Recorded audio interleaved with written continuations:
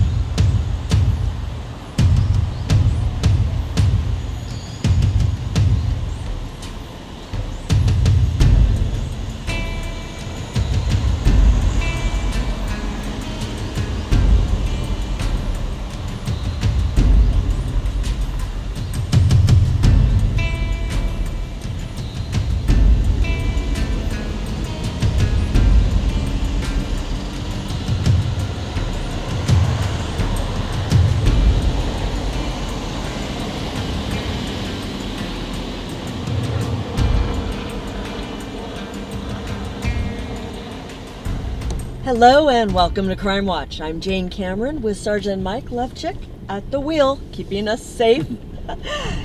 You might not be familiar with this area, or you might. It's Peak Park, but soon it's not going to look like Peak Park, is it? No, matter of fact, in October we transformed this park to Silverado Days, and we're just driving through here now, kind of getting a bird's eye view of what it looks like right now. But within about a month from now, this place is going to be, like you said, transformed into a lot of rides and game booths and entertainment venues.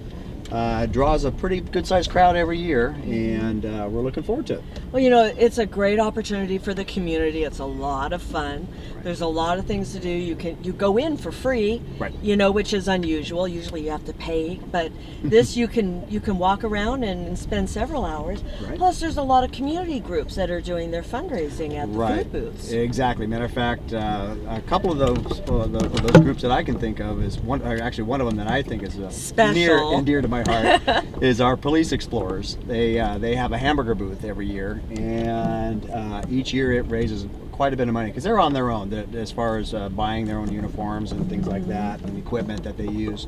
For the most part, they're on their own. But they do these fundraisers quite often, but the big one that they have every year is the one here at Silverado. Well, and those hamburgers are They are good. Yeah. Well, and besides running the booth, you've got explorers at the entrances, just maintaining the safety of the fair being the fair. Actually, a lot of those the explorers that we use them for a lot of traffic control type of stuff. Actual security, when it comes down to just making sure everything is all safe in here, that's usually in the hands of the police officers that work here. And matter of fact, that weekend that we have Silverado Days, it's pretty much an all hands on deck type of weekend, because not only do we have the Silverado Days event here, but right across the way over there is Knott's Berry Farm, and that's one of the busiest weekends they have for Halloween haunt purposes. And so pretty much everyone is guaranteed to be working that weekend. And again, it's one of those things that we do just to make sure that everyone has a good, safe time. And everyone does have a good, safe time. The fair is fun. The Knott's Scary Farm, the haunt is fun. Oh, yes. And, you know, the city is just rocking that weekend. It is. And but you got to remember, too, not only do we have this, but we also have the city doesn't shut down. Right. So we have our regular calls for service that we have to take care of. So it's one of those things where it's like, you know, it is a very taxing month and especially taxing weekend. So that's why I say it's when we have these events, It's pretty much every person in the police department, every sworn officer in the police department is going to be working that weekend. So remember, carpool to the fair, because you won't find parking around here unless you get here early. Stay away from the streets around Knott's Berry Farm and Peak Park if you have no intention of coming to either event, because traffic will be an absolute mess. But thankfully, it drives a nice part of revenue to the city and to the different groups that have the food booths. And it's just a fun weekend. Yeah, actually, when you say revenue, it's revenues for all the nonprofits that are involved in the city here. So we don't make any money off it. We make money for the organizations within our communities that rely on these events for their funding. So if you were following the Buena Park Police Department on Instagram, like I've always said you should, you would have seen that there was information coming out about a big perimeter, and you guys were hunting for somebody. Yeah, that incident occurred last week, and that would have been in September by the time this show rolls. But basically what happened was that we had an officer, a couple of officers were contacting somebody in a car, and the subject in the car took off and a little pursuit started. And what happened was that he bailed out of the car not too far away from here. We'll probably drive over there and take a peek at the area here in a second. But he ran out of the car, and as the officers were hot on his trail, he was carrying an assault rifle with him. Oh, yeah. Just an assault rifle. Yeah, just an assault rifle. So that'll get your attention, yeah. right? so what happens, obviously, that gets put out and broadcasted to the responding officers.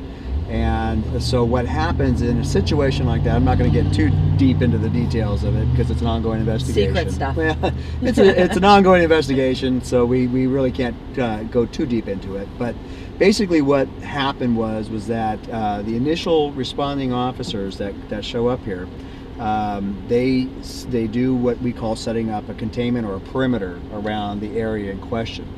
And what we did was we had officers stationed. It was a pretty big perimeter at first, but then it gets kind of whittled down a little bit. But it started to the south here off of Commonwealth Avenue, all the way to the north to Artesia, which is a full block up that way. And then from here at Stanton Avenue to the east, all the way to Beach Boulevard on the west.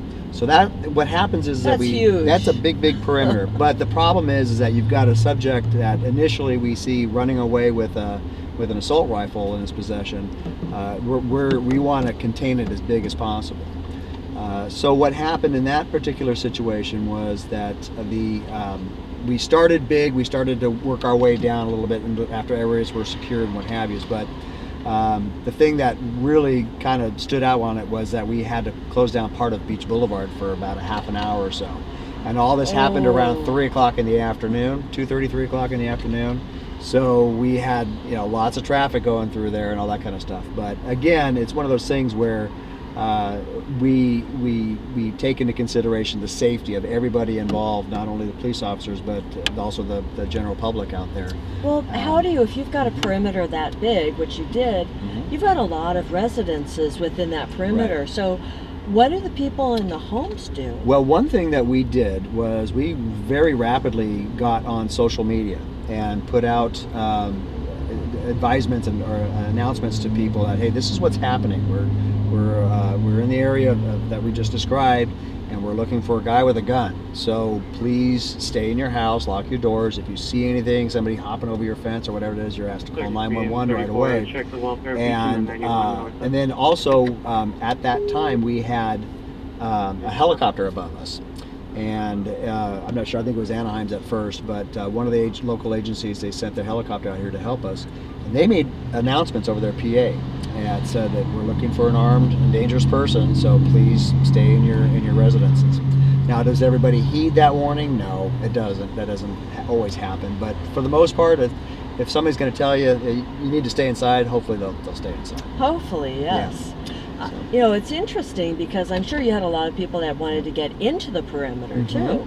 Right. And they couldn't. Yes, initially it was pretty well locked off because of the fact that it had just happened. and we didn't want to have, you know, citizens getting into harm's way. A little bit later into the search, that we were able to find the weapon that the person was running away with.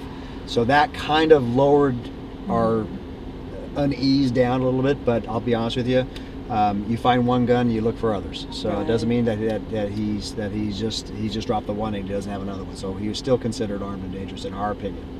But at least we located the weapon that we saw the bad guy running with.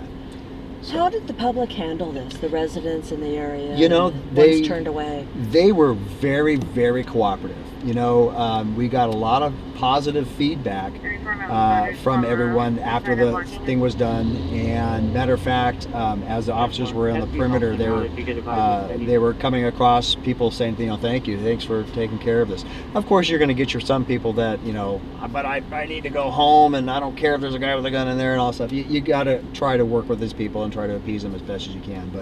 But again, at the end of the day, our goal is to A, catch the bad guy, and B, protect the people of Buena Park. Yeah, I'm sure it took a lot of effort, a lot of manpower, right. You know, resources from other departments, right.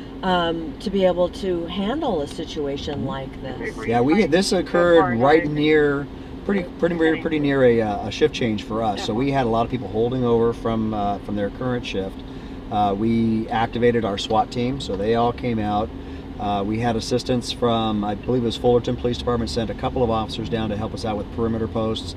And I want to say Westminster Police Department sent down a couple of guys with some additional SWAT equipment that we needed for when we were doing our yard searches or the house search that we thought the bad guy was in.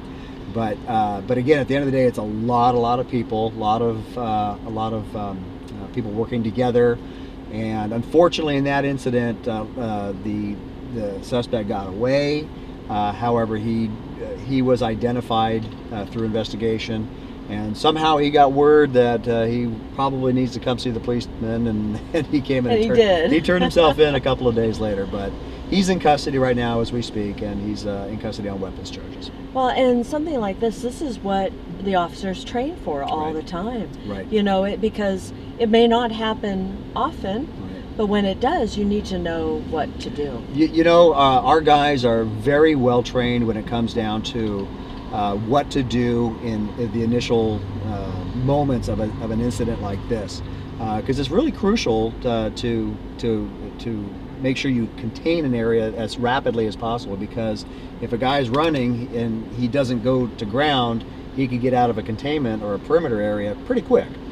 And so it's so important that we have the communications between the ground officers. Usually a sergeant or a senior officer will be doing initial coordination of where to put people and all that kind of stuff. And the dispatchers too. Right. Because they're right there with you trying to plan everything. It's crazy. It is crazy. A lot of guys, but one thing that we've always seen too is, you know, newer officers have a tendency to go right where the action's at. Well, where the action they think is at, it may not necessarily be there anymore. It might be a block or two away. So what happens is a lot of times we train our officers and even guys like me who've been around for a while, you listen to where they say they last saw the guy running. If he was running in a southerly direction, well, okay, well, I'm going to head over here a little bit, which is south of the location, so maybe I can cut the guy off. So a lot of things like that. Whereas, you know, okay, well, I'm going to go. He ditched the car on, you know, the street right here that way. Well, wouldn't do any good, especially if he's not near the car anymore. So, but again, it's things that you learn just being a cop for a number of years, and you know, for the most part, they all work out, and we usually catch the guy. Up on Artesia Boulevard here, that was a full block from Commonwealth. So this was the northeasternmost portion of the initial perimeter area that we had. And the suspect was initially seen on this street right here, heading down to the south there.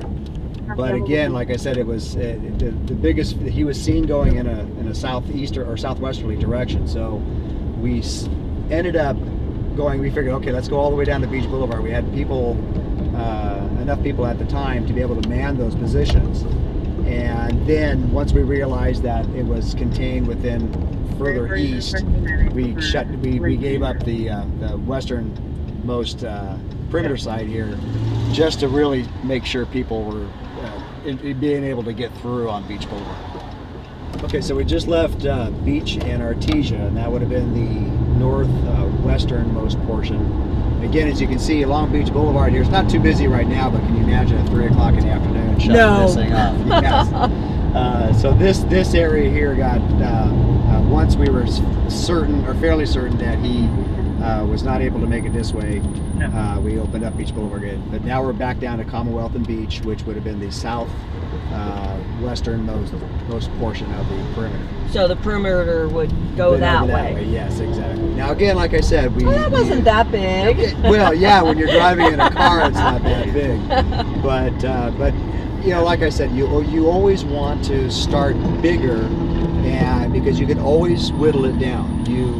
A general rule in law enforcement is that it's so much harder to make a perimeter bigger before you make it smaller, and it's always good to start larger and work your way down. So as we drive down Beach Boulevard with all the decorations, it reminds me that you won't be able to move as quickly on this street when the haunt is on at Not Scary Farm. Right. Matter of fact, right now this is not a haunt night, the night that we're filming here, but on the weekends, on Fridays and Saturday nights and Sunday nights when it's a busy one, boy, I'll tell you, this street backs up all the way from where we started off down there by Ornsthorpe Avenue, straight down to Knott's Berry Farm. And on the freeway. And on the freeway, and La Palma, the whole ball of wax. But it's obviously one of the busiest times of the year for Beach Boulevard, but it's always a good event. So for those of you who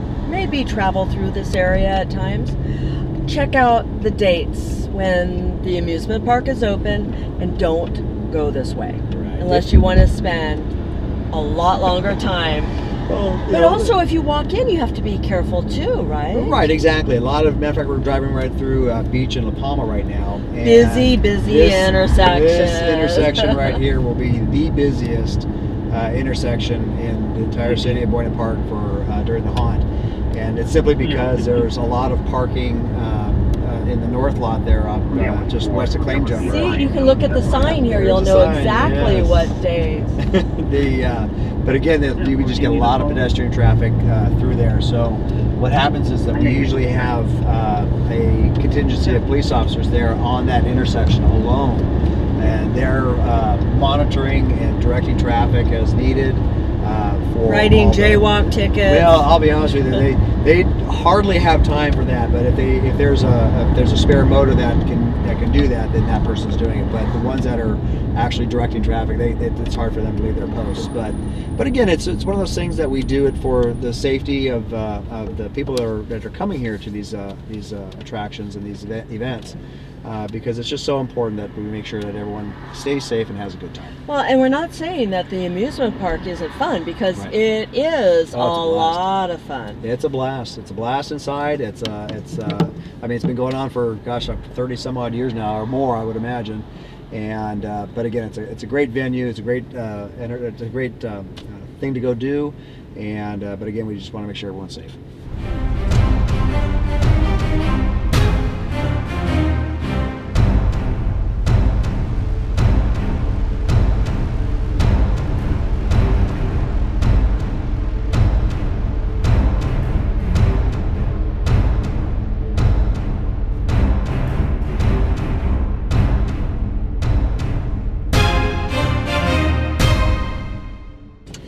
So if you have any questions about tonight's show, yes, you went on a ride along with us tonight, you can call the Buena Park Police Department at 562-3901.